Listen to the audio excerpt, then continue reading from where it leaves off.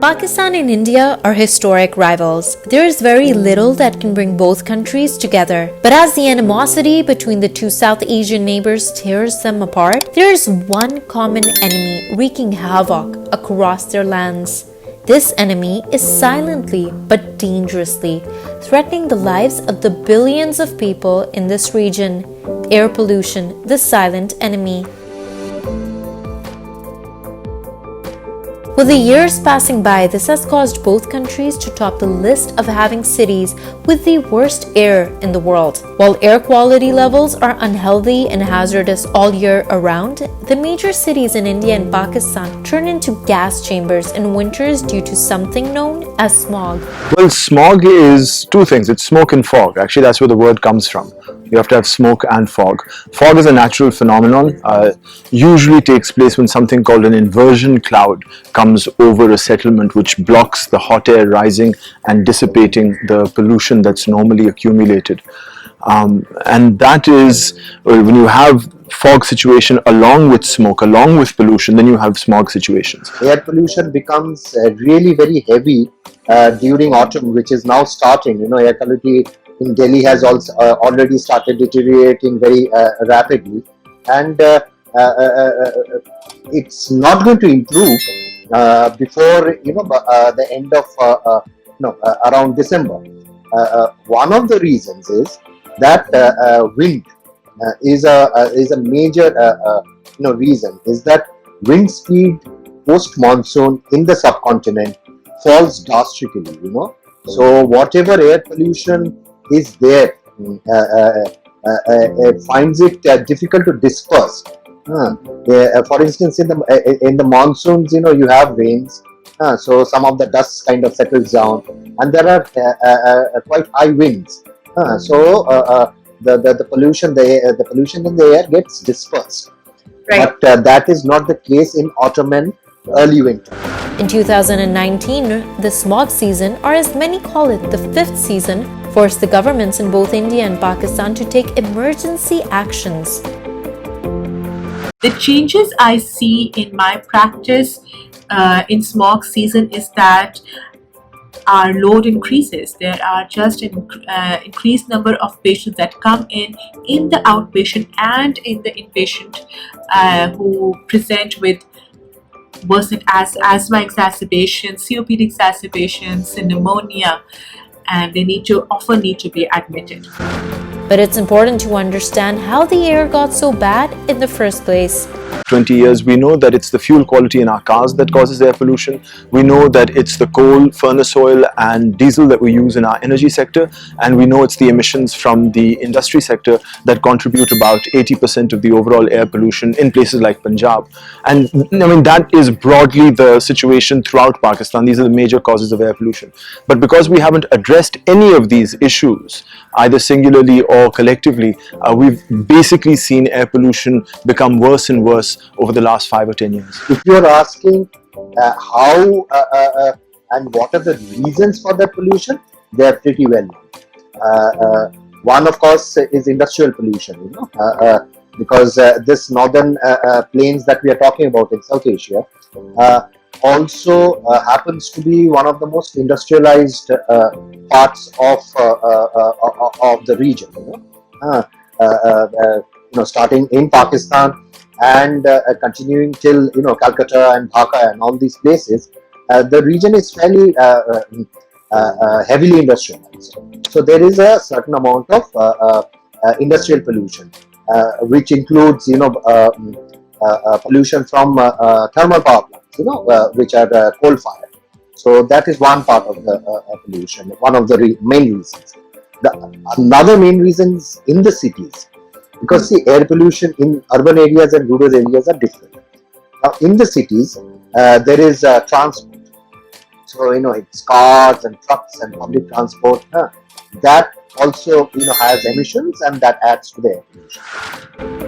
Another important aspect which is unique to India and Pakistan in terms of the rise in pollution during these months is crop burning. These crop burnings happen so farmers can burn away crop residue and prepare for a second harvest. In South Asia, which is unique to South Asia, is farm residue burning in this part of the year, so there are a large number of fires, on both sides of the border. So you can see a large number of fires in the Haryana and Punjab provinces in India, and also a huge number of fires in the Punjab and the Sindh provinces in Pakistan. But from the farmer's perspective, the machinery to manually clear the fields is expensive, and for many poor farmers, burning the excess crops is the only affordable option. So when we see crop burning, Yeah. do you think we use farmers as a scapegoat for this?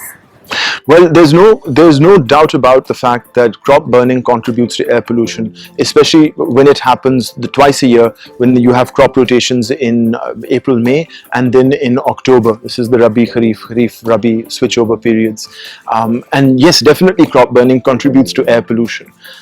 But it's not the major contributor, and it's not a year-long contributor to air pollution. And there are alternatives to the stubble burning that farmers undertake to prepare their fields for the next crop. So really it's a small problem, and it has active and rather sustainable solutions as well.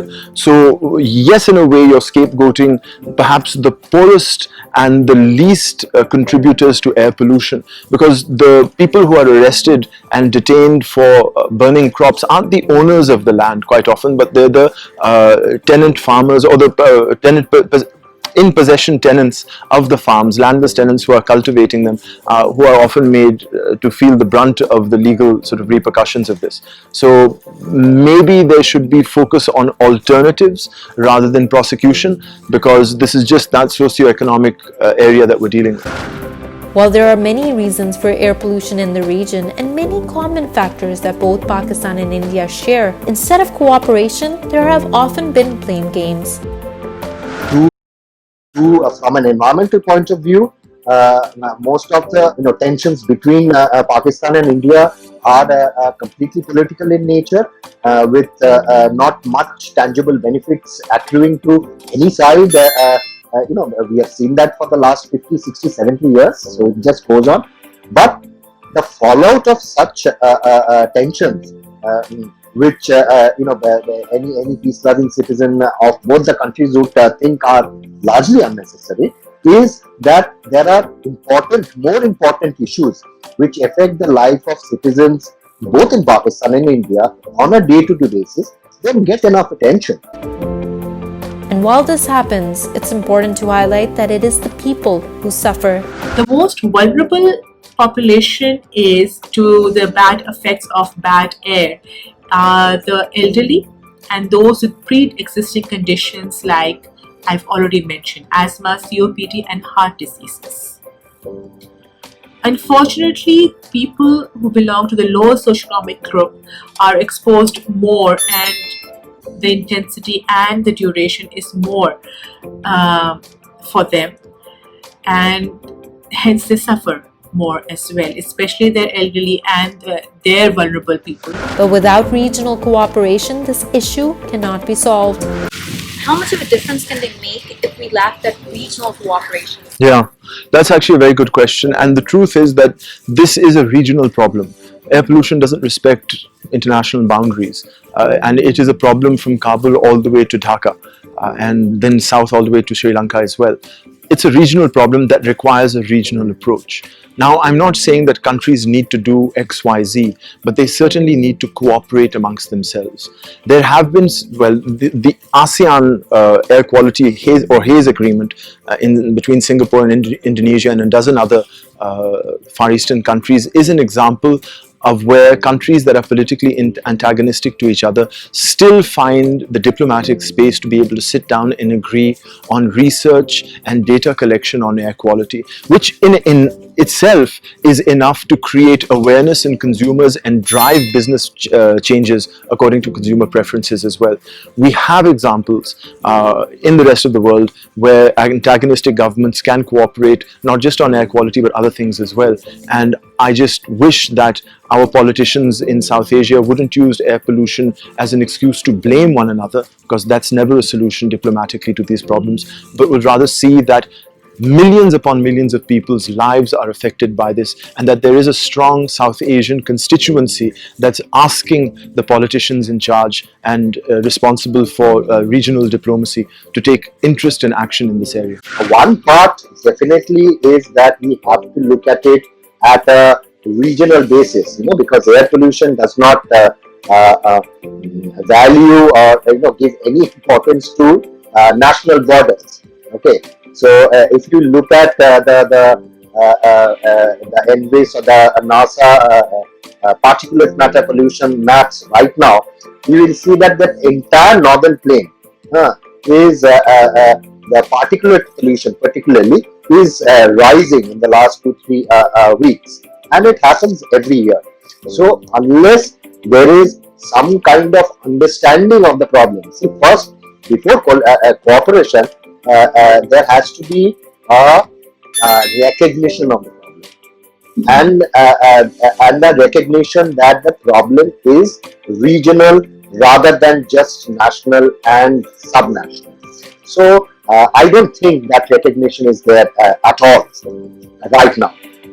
So the federal governments, both in Pakistan and India, need to at least admit to themselves that there is a problem that they can't solve on their own, and they will have to collaborate with each other to come up with long-term solutions. So that is the first aspect of it. Unless that recognition is there, then any talk of collaboration is useless.